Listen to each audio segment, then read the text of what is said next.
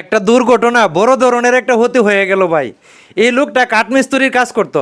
লোকটা টিনের সালের উপর উঠছিল, মানে ওই যে সাল ফিট করার জন্য উঠতে গিয়ে সালের উপরতে পড়ে গেছে।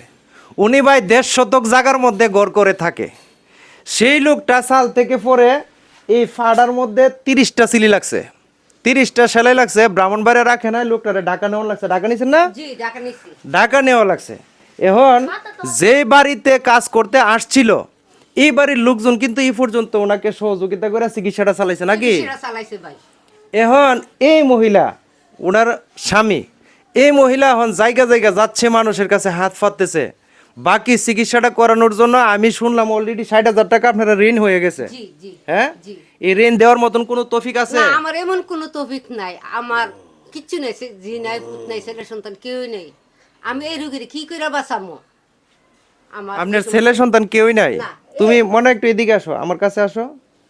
তোমার কি হয়? বাবা। তোমার আব্বু? জি হ্যাঁ, জি। তোমার আব্বু কিভাবে দুঃখ পাইলো? সালের উপর থেকে স্টক করে পড়ে গেছে। পড়ে গেছে গা? পরে সেটা কই কই ব্যথা পাইছে?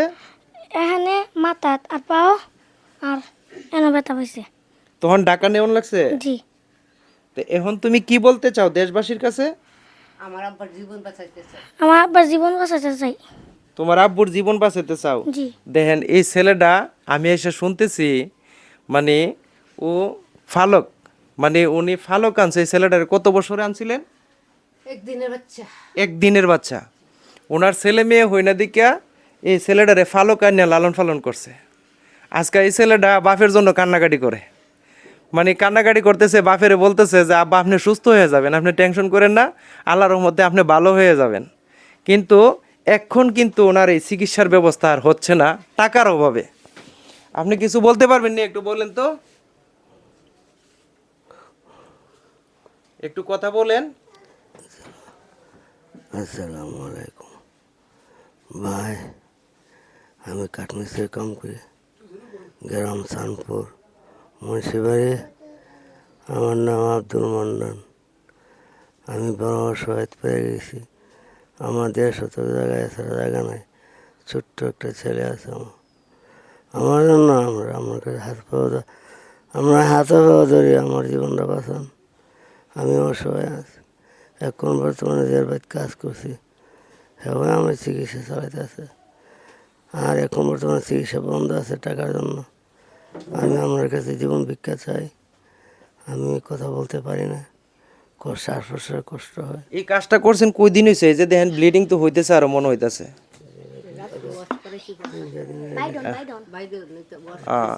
আচ্ছা, আপনি আর কার কার কাছে গেছিলেন? আমি চাঁদপুর অনেক মানুষের দ্বারা গেছি, কেউই আমারে এমন সাহায্য করছে না বিদে আপনার দ্বারা আমি কৃতজ্ঞ আইছি।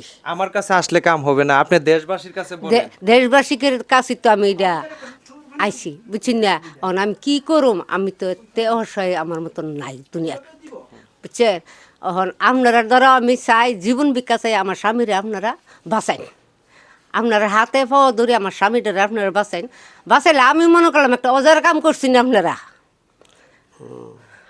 আপনার কোনো বিকাশ নাম্বার আছে? বিকাশ নাম্বার নাই আপনারা? না, আমার বিকাশ নাম্বার নাই, বাইকনার। তো প্রিয় বন্ধুরা, ওনাদের কোনো বিকাশ নাম্বার নাই নিজস্ব। তো সবাই আমার সাথে যোগাযোগ করবেন, আমি ওনার সাথে যোগাযোগ করব। তো দয়া করে সবাই ভিডিওটা জোরের গতিতে শেয়ার করুন, সবাইকে দেখার সুযোগ করে দিন। আমার এলাকার একটা মানুষ, আমার বাড়ি কাজিরহুলা, উনি বর্তমানে পরে আছে হেওয়াই, ওনার বাড়ি হচ্ছে সানপুর। দেখেন একই এলাকার মানুষ কিন্তু আমরা, কিন্তু আজকে মানে টাকার অভাবে চিকিৎসা বন্ধ, চিকিৎসা করাইতে পারতেছে না। ডাক্তার বলছিল 3 দিন পরে আবার টাকা নিয়ে যাওয়ার জন্য। হ্যাঁ, 3 দিন পরে টাকা নিয়ে যাওয়ার জন্য, কিন্তু টাকা নিয়ে যাইতে পারতেছে না। এই যে দেন টিউব লাগাইতে রাখছে ফোরসাবের। এই যে দেন এই ঘটনাটা, মাথা তো নাকি অনেক বড় আঘাত পাইছে। তো মাথা ঢুকছে। তো সবাই একটু ওনার পাশে দাঁড়ান। ধন্যবাদ সবাইকে। আসসালামু আলাইকুম।